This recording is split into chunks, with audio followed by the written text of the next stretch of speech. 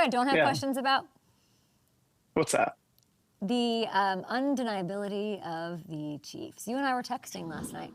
Hamilton and I texting, and we said as the second half was kicking off, we were both like, this just feels like they're going to run away with it. And then they did. Weird start to that game, of course, but they are, I mean, these are the headlines this morning. They're inevitable. They're undeniable, and it's so true. They are 5-1 in their last 6 games. They're in a playoff spot as things currently stand. They are a game back of the Broncos for the AFC West lead. There were a couple weird turnovers early on both sides were funky, but Patrick Mahomes could not have been better in this one. He's running too much compared to the rest of the team. Anybody else want to chime in with the running game? Go for it.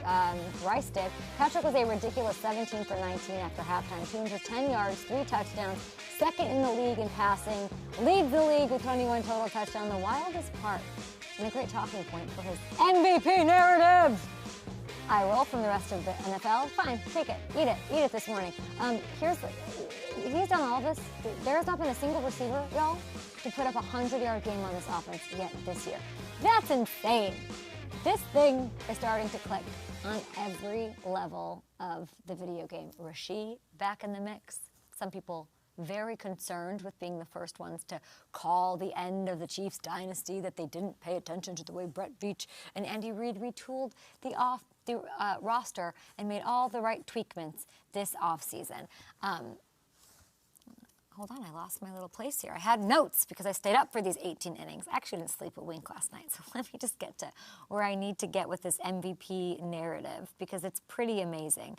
I do think, and obviously because you have Brett Veach and Andy and some of these, and Travis looking like 2014 Travis, does that take away from Patrick's MVP argument? You can make the case for that. I do think we're at the point where we can say that this is, with the Super Bowl sites that they have, this is like a very complete team. Name a more complete Patrick Mahomes era team. I don't know that we have one. Top 5 total offense, top 5 defense right now. They haven't had that since the franchise joined the NFL after the merger. They're outgaining their opponents by an average of 100 yards per game. That's insane. Tops in the league. No one's better. They've now scored 4+ touchdowns in 5 straight games for the first time ever in the Mahomes era. And we've talked about the offense getting better as pieces get back here and they get healthy and all of that, what the rest of the AFC has to do to keep them down. I don't know. Nobody's convincing to me. This Spags defense has been better and better too. They were kind of weird to start the season, but they've only allowed 24 points in the last 3 games combined. And they played bad. They played Detroit in there. 23 points in the last 3 games combined. That is spooky. That is the scary movie. And of course it's happening right on time. They got the Bills this week.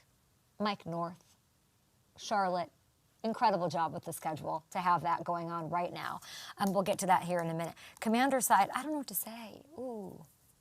Well, Compton was the former commander. Well, Compton thinks that this commander's he was the foundation to this commander's team. He might speak on that here in a little bit with Bussin and the boys. We're in desperado mode. Not that anybody expected them to win this one without Jaden. It's not even the 3-5. That is worrying me. It's this. They get the Seahawks next on Sunday Night Football. They get the Lions after that. They have to win against Seattle next week. Point blank. They need Jaden healthy. Terry, by the way, 2 of the best catches. Hamilton and I were texting about it. 2 of the best catches you'll see this NFL year in Terry's comeback return. That's how important and how amazing he is. In case you forgot, he got to show you under the bright lights.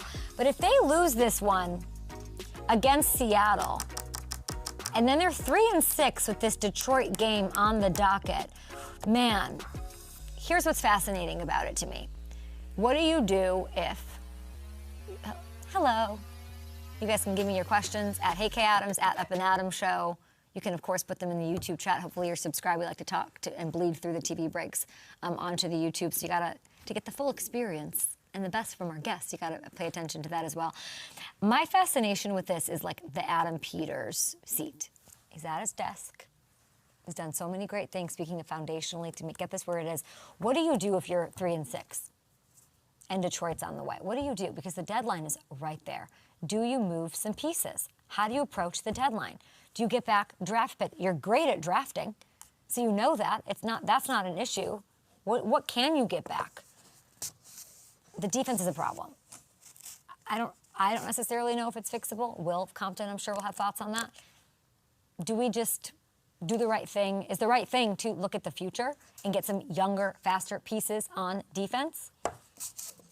This is a team I had Super Bowl hopes for. Of course, last year, not really a better story in the National Football League, what the Commanders were able to do that turnaround, what it means for them as a team, what it means for other teams trying to make that turnaround. I'm waffling, Hammy, on whether or not I think they can turn this around and be contenders. I don't know. I'm trying to think of who the comp to them is in the AFC. I guess it's like the Ravens. Yeah. But the Ravens are getting Lamar back at the right time. I don't know. It's very interesting. It's really the defense. And this guy, yeah. And it's not, they don't have the Eagles sitting at the top of that division. They have the Steelers. That's a big part of it. But yeah, it's the defense. It's the health. Like, a lot of it is not any fault of their own. Like, you lose Jaden and Terry McLaurin for such a long stretch, and you have one of the toughest schedules in the National Football League. This is going to happen. But the defense is where, you saw the issues in the offseason, and I don't personally, I don't think it's something you can fix, because I think they just, they're aging. They look a little slow on that side of the ball, and they need an infusion of young talent. And I don't know that there's anything they can do at the deadline that's going to fix that. So if I forget, I think the question for Will is, can we fix this if Cal's listening? Like, the question is, what do you do for Adam Peters? Yeah. Like, do you sell pieces? Do you retool? Do you go and bet on yourself and what the future could look like, which is saying that this isn't our year, we're cooked. Yeah. And I think it might be, again, if they beat Seattle, it's a different conversation. But yeah. Do you think they beat Seattle? It's going to be tough. We won't talk about Patrick Mahomes' 299 yards. Oh my God. That was a fun little group text, a little parlay yesterday. Although everyone on the parlay is freaking out about the yards and on Twitter. And by the way, Debo never got his touchdown. And I've never seen you more stupidly confident that this kid was going to get veteran. You got to believe. This is what he does. This is what I was like, who am I on this text chain with? That you thought, you're so worried about the yards. And I'm like, wait, we didn't get the touchdown. That's the hardest thing to get here with 3 minutes left. Nope, it's coming. I was knocking my head against the wall.